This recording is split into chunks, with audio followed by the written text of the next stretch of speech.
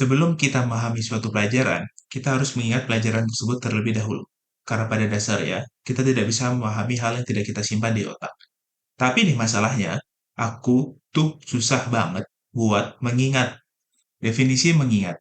Kita belajar dengan tujuan untuk menyimpan informasi, agar informasi tersebut dapat kita akses kembali di masa depan. Kemampuan otak kita untuk menyimpan informasi tersebut terkait dengan kekuatan duri dendritik bersama dengan aktivitas hipnosis di otak kita. Tetapi, kekuatan duri dendritik dapat terus melemah apabila tidak kita latih secara berkala. Seperti layaknya otot yang melemah apabila jika tidak kita latih terus-menerus. Melemahnya duri dendritik tersebutlah yang membuat kita jadi lupa materi pembelajaran yang sudah kita pelajari sebelumnya. Kabar baiknya, ada 3 cara efektif untuk membantu kalian belajar untuk mengingat. Pertama, Pomodoro. Secara umum, orang belajar selama 1-2 jam untuk satu subjek tertentu. Tapi tidak semua orang bisa tetap fokus dan bugar ketika belajar selama 2 jam terus-menerus. Teknik Pomodoro dapat membantu untuk menjaga otak kamu tetap fokus dengan mengalokasikan istirahat secara berkala. Misalnya nih, jika kamu mau belajar selama 2 jam, kamu dapat alokasikan waktu istirahat selama 5 menit setiap selang waktu 25 menit. Kedua, catat poin-poin penting.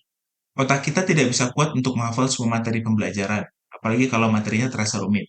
Nah, jangan khawatir, kita bisa memulai dengan menghafal inti materi terlebih dahulu.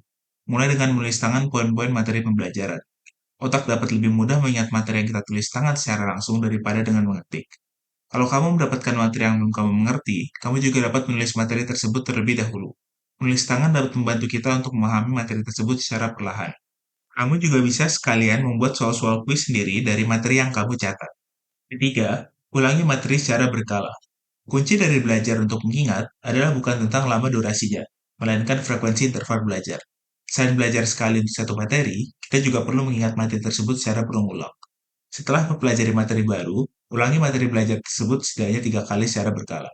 Salah satu interval jadwal belajar yang optimal adalah dengan mengulangi materi belajar pada 2 hari, 8 hari, dan 4 minggu setelah hari pembelajaran materi tersebut. Kamu juga tidak perlu mengalokasikan waktu lama untuk mengulangi materi. Cukup dengan mengerjakan kuis-kuis latihan atau dengan mencoba mengingat kembali poin-poin penting yang sudah kamu tulis. Nah, untuk rekap, otak kita mudah lupa jika kita hanya belajar untuk sekali saja.